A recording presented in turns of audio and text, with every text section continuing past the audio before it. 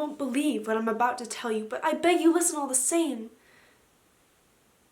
Have you noticed anything peculiar about the way Lucy's been acting? It started 3 days ago.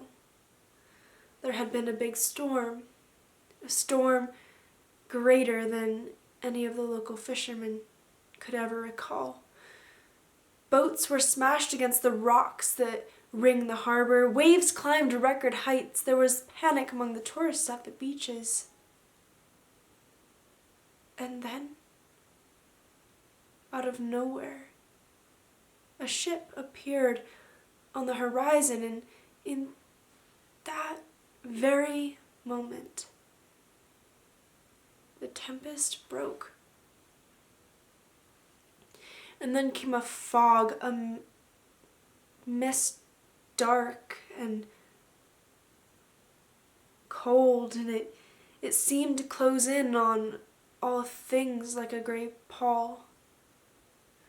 We were standing at the east cliff, right where we stand now, watching it all.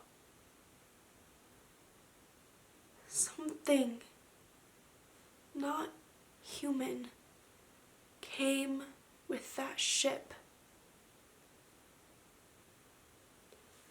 I'll never forget the look on Lucy's face as she watched the ship race toward the harbor, as if in that moment some spirit were communicating to her across the sea.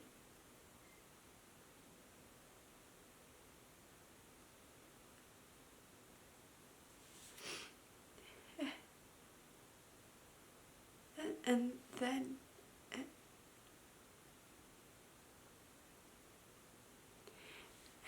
then there was the corpse, swaying horribly to and fro with every motion of the boat. Even the panicked tourists were entranced by a dead man lashed to the helm. We stood and we watched that poor dead captain, and Lucy whispered, "Thrilling. Absolutely thrilling."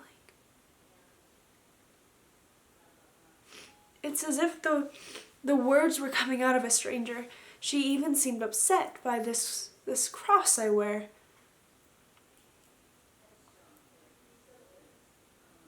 Lucy talked about that ship for hours, and then it began the sleepwalking. My room is right next to Lucy's, and I remember hearing her toss about that first night, moaning so despairingly that I went into her room to see what was wrong. I could not wake her. Her eyes were open and she cried out, "Yes, Master, I'm here." And then she went back to sleep, and I never did wake her. It grows stranger. The second night I heard her leave, and I followed her out. She walked along the winding stone path to the stone bench where we now sit. The moon was full, and she stood, her eyes transfixed upon the sea. She stood so still. And then she raised her arms to the moon as if she were embracing something or someone invisible. And I raised my eyes to see what she was looking at. I saw a bat hovering over Lucy, no more than 20 or 30 feet in the air. That was yesterday. I took my long afternoon nap, and when I awoke, the sun had set, and Lucy was gone. I came here. There is an old stone monolith. Do you see it over there? I hid behind it and watched. I saw Lucy on the bench. And then out of nowhere, a tall, dark stranger appeared and sat beside Lucy. She turned to him as if hypnotized.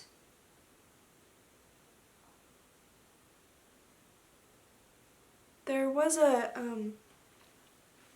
poetry book in Lucy's hands, and the stranger took it.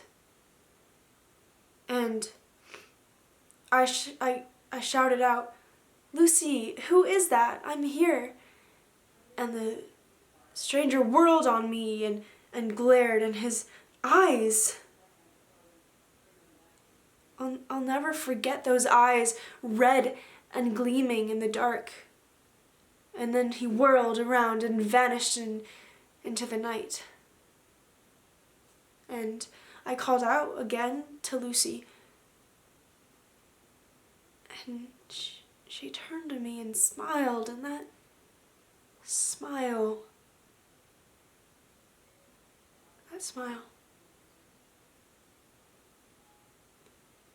and then she said, "Why, Mina, darling, why, who could you be talking about?" I tell you, Lucy's life is in danger. Something is possessing her, and I don't need science to tell me that. I don't know who, but I do know that the Lucy I once called my best friend is gone.